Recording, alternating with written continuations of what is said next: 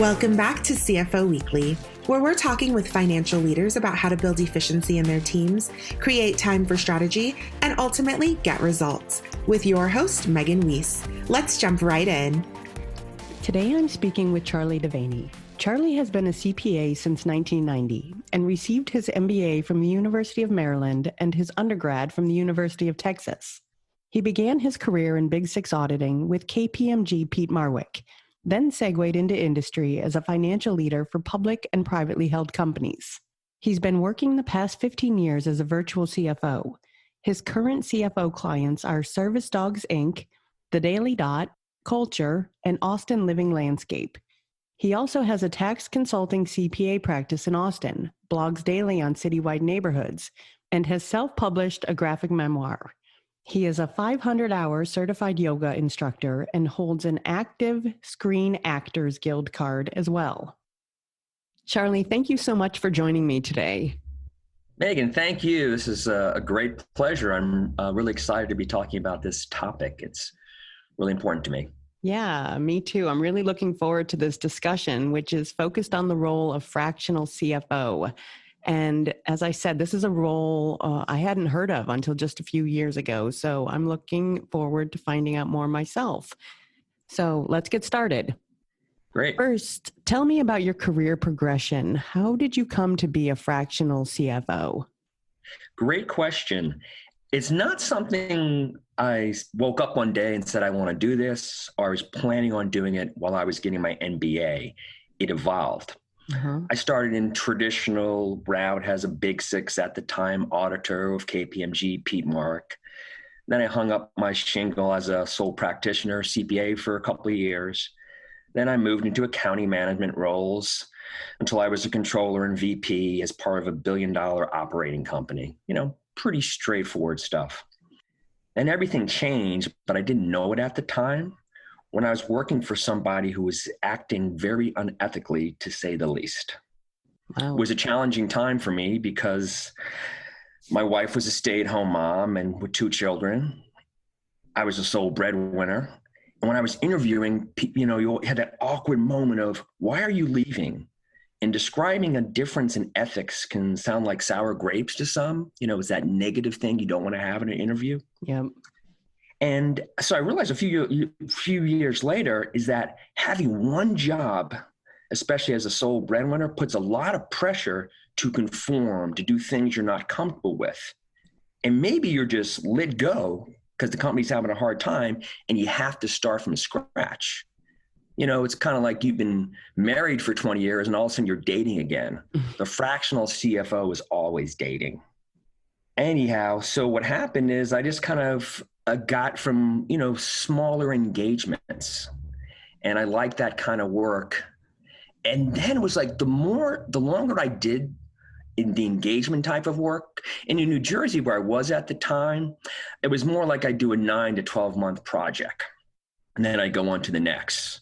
And it was really old school the way I was marketing, because in New Jersey, there actually was 60 mid-cap 600 public companies. And I actually would send a letter in the mail to the CFO, not HR, the CFO, and say, hey, do you need some help? I'm doing this independently.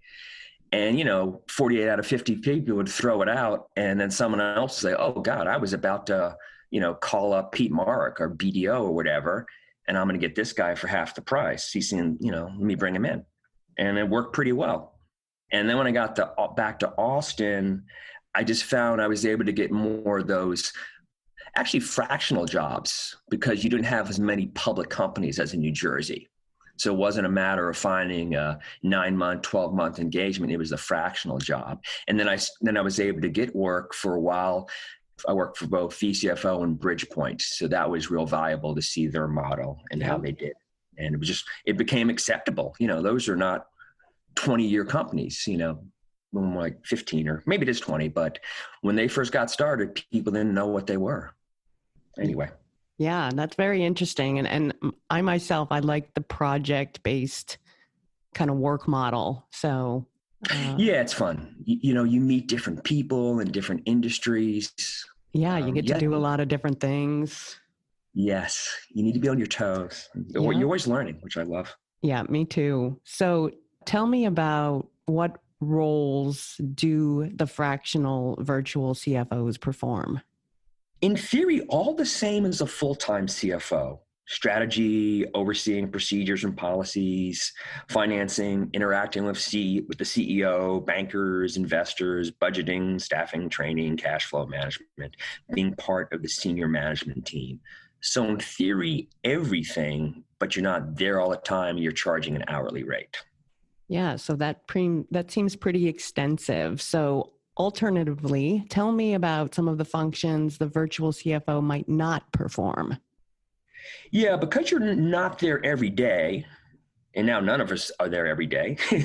Yep. You're probably not going to be involved in marketing, product development, every management decision. That is the one disadvantage. You're not part of the integral team. You also might not be hiring and firing and training accounting staff. What you do is predicated on budget and availability to a certain degree. And so you just need to have an open conversation and relationship with the client. They might say, hey, we're going to have an 8-hour offsite management retreat. And that sounds great. And I would add value and learn about the company. But you need to say, hey, you're going to have to pay me 8 hours at my rate, as an example. Yeah. And so it just becomes a kind of a cost thing, and also how complicated the company is. The more activity and the more the CFO is needed, eventually they will segue into a full-time CFO. Or maybe they hire a really good controller and you kind of train that person up, or maybe complement what they're doing for a few hours a month. So now that everybody is working at home, have you seen an increase in business? Has this become something that's more acceptable? Yeah, people are much more acceptable to it, since we're all virtual. Another real advantage of the virtual CFO is you don't have to hire somebody. So you might need a full-time CFO, but that's a hard process to go through virtually. You don't get to meet them in person. Yeah. You need somebody who's really good at this space and managing people from afar. And so you don't go for these regular channels, and therefore it's really nice to just say, okay, I can give Charley Devany a shot, because if it doesn't work out, I can get rid of him. I'm not going for that long process and spending a lot of money and having a severance and all that and bringing him on for benefits. So yeah, people are definitely more receptive, I think, right now. So when does a company need a fractional or virtual CFO? Yeah, the largest drive is probably what stage of the company, the timing. Yeah. Obviously, a lot of early stage companies, you have entrepreneurs who are great at marketing or engineering, but they don't have finance. And then they might have even received some funds from VCs, angels, banks, and they need a senior person in the room to communicate to those people and make them comfortable. But they don't need a full-time person. So that's the kind of the classic model. And then hopefully that company is going to grow, and they're eventually going to have a full-time CFO or controller. And then sometimes you have businesses that just aren't hyper growth. They're comfortable with where they are, and they don't need a full-time CFO. And that's more like that virtual CFO, fractional CFO, where you work with them for years and build a really good relationship and understand the company, because it's been a long time, even though you're not there 40 hours a week. Yeah. So what is the value proposition for companies to use a fractional CFO? Yeah, there's obviously a financial value proposition I'll mention, but also you're bringing somebody who has experience in a lot of different industries, who's done ERP implementations, who's done M&A work. So that's really nice, as opposed to there tends to be, I'm in the pharmaceutical business, I need to hire a pharmaceutical CFO. Well, maybe it's somebody who's had some pharmaceutical, but also some other businesses. So that's something to think about. That diverse background can be helpful. Then on the financial thing, it's relatively obvious, but let's say a full-time CFO is $125,000 to $250,000. We're not talking about Intel. These are, but anyway, and that's a lot of money, and you got to hire them, and there's benefits and the whole 9 yards. Well, if you don't need a full-time person, you might be paying $100 an hour for an individual, or $200, through a Bridgepoint VCFO, whoever. And then, so that's the range you're probably paying. And then how often do you need them? Is it 5 hours a month? Is it 50 hours a month?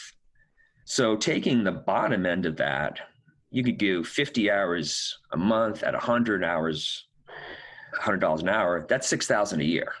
And that could provide a ton of value because they don't need, you need somebody to basically, close the books, talk to the board, work with the bankers, occasionally come in on some questions about strategy. Yeah. And so I actually have a couple of clients just like that I've had for a long time. Yeah, that makes good sense. Yeah. And then on the other side, it's interesting. I gave you a number where if it were 50 hours a month and you're using a firm and had their upcharge at 200, that's $120,000. And I've had people say, if it starts creeping up to 100,000, that's when they're going to say, oh, this is crazy. I might as well hire a full-time person. Yeah.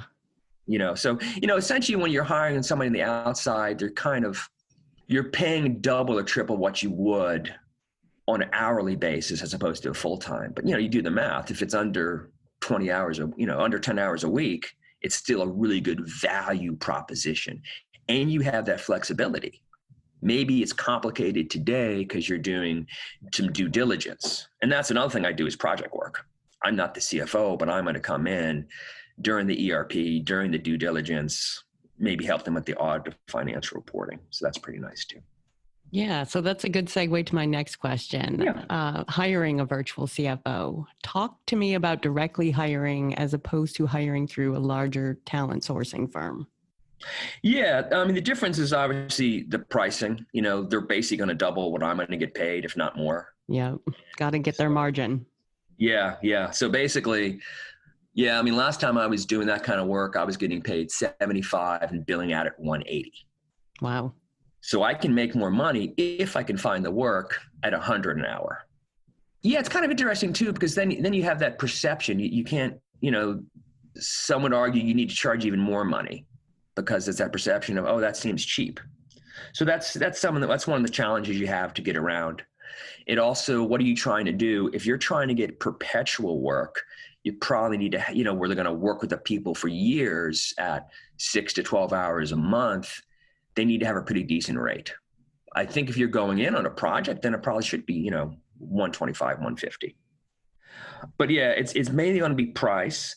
The disadvantage of working with somebody with me would be if I get hit by a truck, they're going to have to start from scratch to replace me. Whereas, Hire Better, Pink Advisor, some of the other firms in town, they have enough people where if Charley or Devany, or they're just not happy with them, they'll put somebody else in. That's an advantage. They also have a team where they could complement the CFO, this is the big firms, with a controller at a cheaper rate, or maybe even a bookkeeper. And they might have HR services. So that's the main thing. It's going to be the dollar proposition versus the depth of the other organization. And they probably have, let's be honest, some IT and some NetSuite people that are very helpful too that I would not have. Yeah. Yep. So finding your own work, that's got to be probably one of the hardest parts of the job, I would imagine. So how do you do that? Yeah, that's a great question. And it's definitely a challenge. And I think you need to have the right personality too. Luckily, I was radio, TV undergrad, and I have other interests, of course. And, I like talking to people and I like learning what they're doing. It's also, you can't get out of school and start doing this. Uh-huh. You would need to work through, Big Four or some of the other large top 40 firms is a great place to start, especially in auditing like I did. And then hopefully being a senior controller or VP finance or accounting manager at a big firm is going to put you in a position where you kind of understand. So you need to have a little bit of experience and skill base. And then the next is the marketing. And so, like I said, I worked for 2 of the large firms a while back, and that's one of my biggest referrals is, people I used to work with, now they're in industry and like, hey, I need you on a project, or I heard about this. So a lot of it was, is word of mouth and referrals. I go to some networking events, just contact people all the time. I post a lot on LinkedIn. It's actually not that difficult. It's just time consuming. Yeah. And then what happens if I do get a big project, that's great. I make a ton of money and I'm working 50 hours billable a week because I still have my perpetual guys, but I'm not marketing during that period. So you go from 50 to 10, really low hours all of a sudden. So you have the time. So it really is good, even if you're super busy, to continue to be regimented and spend a little time just, reaching out to people. So I'm not sure if we just answered this question or not, but the challenges. Yeah, we did. Yeah. Obviously a challenge. I'll let you ask the question. Yeah. Challenges. So are there other challenges other than, just having to find the work yourself? Yes. I would say there's more bookkeeping. You really need to keep track of your hours, including I keep track of time. I have spreadsheets for everything. And, you want to make sure is it working for me? Charley Devany, CPA, has a business. So you have that, I guess it could get lonely, sometimes especially now I'm working at home, but I'm contacting a lot of people. So that's what's interesting. And then there's going to be fluctuations in earnings, in hours. Literally I can have 50 billable. I still have to market. I still have to do admin and invoices and all that. And then it'll be a lull and not just also financial lull. So that's again, it helps if you're mature and you have a little bit of capital and that kind of thing. When you're working a ton of money, don't spend it all. It's very good advice. Yeah. It's not advice too many people listen to, but it's important to have a savings. Yep. I'm sorry. And then, you have to do your own health insurance. Oh yeah. 401k. Well, you don't even, a SEP IRA. So you have to put a little more money because there isn't a company sponsoring your 401k. Yeah. Pay your own taxes. Yeah. Thank you for mentioning that. Yeah. The double Social Security. Yeah. Yeah. Okay. Now everybody's like, it sounded good for a while. So now that we've touched on the challenges, what are the benefits of choosing this career path? I love the freedom. I love learning new businesses. I see an opportunity pop up and I have to do some research on it, and that's fun, and seeing what the people are up to. And, it's really fun actually to segue off a client, to see them in the startup role.